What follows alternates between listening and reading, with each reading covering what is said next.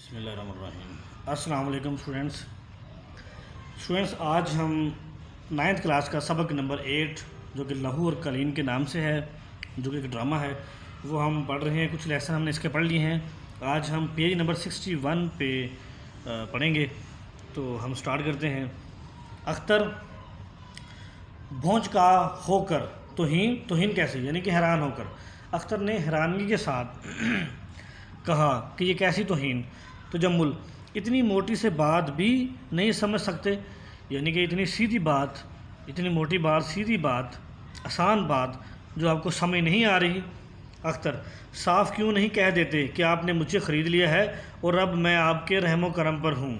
اختر کہتا ہے، جو کہ مصور ہے، جو کہ تجمل کے گھر میں رہ رہا ہے، وہ کہتا ہے کہ اتنی سیدھی بات، یعنی کہ صاف کیوں نہیں کہہ دیتے مجھے۔ اختر کہتا ہے کہ آپ نے مجھے خرید لیا ہے اور اب میں آپ کے رحم و کرم پر ہوں۔ تجمل، یہ بات نہیں ہے اختر، ملائمت سے غور کرو۔ وہ کہتا ہے ایسی کوئی بات نہیں ہے، نرمی سے کہتا ہے، پیار سے کہتا ہے، غور کرو، کتنی عجیب حالت ہوگی میری۔ میں نے فرداً کئی دوستوں کو چائے کی دعوت دے دی ہے، وہ ضرور شام کو آئیں گے۔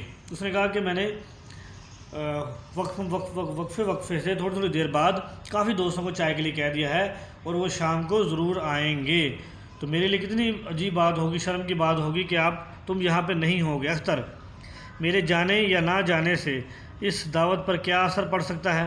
اختر کہتا ہے کہ میرے چلے جانے سے یا یہاں پہ نہ ہونے کی وجہ سے جو تم نے دوستوں کو دعوت دی ہے اس کے اوپر کیا اثر پڑے گا؟ تجمل، میں سمجھتا ہوں نا، فرق پڑتا ہے۔ تجمل کہتا ہے کہ میں سمجھ سکتا ہوں، واقعی ہی فرق پڑتا ہے۔ اب اس پاگل پن کو چھوڑو اور اطمینان کے ساتھ بیٹھ جاؤ۔ تجمل، جو کہ ایک امیر آدمی ہے، سردار ہے، وہ کہتا ہے اختر سے کہ بیوقوفی چھوڑو اور سکون کے ساتھ، اطمینان کے ساتھ بیٹھ جاؤ۔ اختر، آپ مجھے اس طرح روک نہیں سکتے۔ اختر کہتا ہے کہ آپ مجھے اس طرح نہیں روک سکتے۔ تجمل، روک نہیں سکتے، خوب، یہ طنزیہ اس نے کہا ہے، سوالیہ طنزیہ، یعنی کہ کیا روک نہیں سکتا، بہت خوب۔ جس شخص کو میں اپنا سمجھ رہا ہوں اس پر مجھے اتنا بھی حق نہیں ہے کہ اسے کسی پاگل پن سے روک سکوں، یعنی کسی بیوقوفی سے روک سکوں۔ آج تم اتنی بلندی پر پہنچ گئے ہو، ترقی پر پہنچ گئے ہو، اس لیے جانا چاہتے ہو۔ تم میں اس بات کا احساس نہیں کہ تمہیں ان بلندیوں تک پہنچانے میں نے بھی کچھ حصہ لیا ہے۔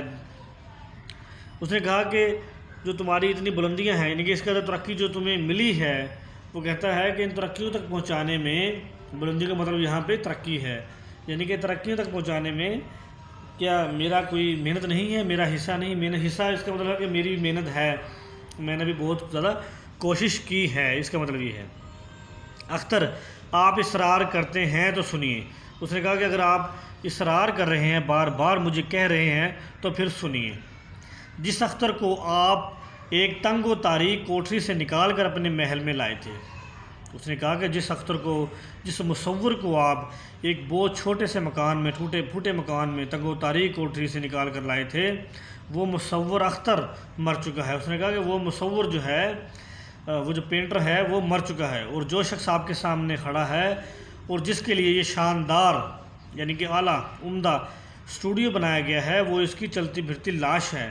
اس نے کہا، یہ اشارہ تھا کہ یعنی کہ مجھے آپ نے خریدا تھا، یعنی کہ میرا ضمیر مر چکا ہے، ضمیر کا مرنا مطلب میں مر چکا ہوں، جو میں کھڑا ہوں اس ٹائم وہ میری لاش ہے، اختر نے کہا۔ تجمل، معلوم ہوتا ہے دورہ بہت شدید ہے۔ اس نے کہا کہ مجھے لگتا ہے کہ دماغی حالت جو ہے وہ کافی خراب ہے، مجھے ڈاکٹر کو فون کرنا چاہیے، تجمل کہتا ہے۔ تجمل جانے لگتا ہے، اختر اس کے سامنے کھڑا ہو جاتا ہے۔ تجمل جانے لگتا ہے تو اختر اپنی بات کو مکمل کرنا چاہتا ہے اور سنانا چاہتا ہے، اس لیے وہ تجمل کے سامنے کھڑا ہو جاتا ہے۔ اختر، لہجے میں کسی قدر تحکم، یعنی کہ حکم دینے والا لہجہ، ٹھہریے اور سب کچھ سن کر جائیے۔ اس نے کہا ٹھہر جائیے اور ذرا تمام چیزوں کو سن کر جائیے۔ میں نے اپنی زندگی کی سب سے بڑی حقیقت بیان کر دی ہے۔ اس نے کہا کہ میں نے اپنی زندگی کی سب سے بڑی جو حقیقت ہے وہ بیان کر دی ہے۔ تجمل، یہ سب سے بڑی حقیقت ہے یا نہیں، اس کا فیصلہ ڈاکٹر کو کرنا چاہیے۔ تجمل کہتا ہے کہ یہ سب سے بڑی حقیقت ہے یا کچھ اور ہی ہے، اس کا فیصلہ ڈاکٹر کو کرنا چاہیے، تمہیں کوئی دورہ پڑا ہوا ہے۔ اختر: آپ ابھی تک اسے ایک مذاق سمجھ رہے ہیں۔ اختر کہتا ہے کہ آپ تو ابھی تک اسے مذاق سمجھ رہے ہیں، حالانکہ میں بالکل نارمل ہوں۔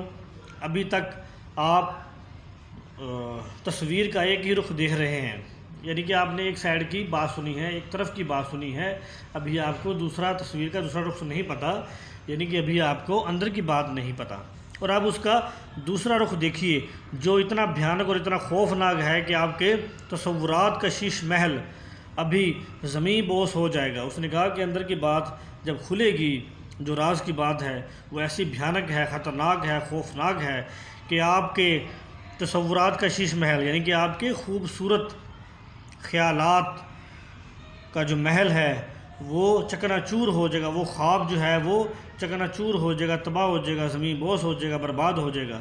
گزشتہ 1.5 برس میں جتنی تصویریں میرے نام کے ساتھ اس شاندار محل سے باہر گئی ہیں، اس نے کہا اختر نے کہ میرے نام کے جتنی بھی تصویریں 1.5 سال سے اس شاندار محل کے سے باہر گئی ہیں ان میں سے ایک بھی میری نہیں۔ اس نے کہا ان میں تصویروں میں سے ایک بھی میری تصویر نہیں ہے۔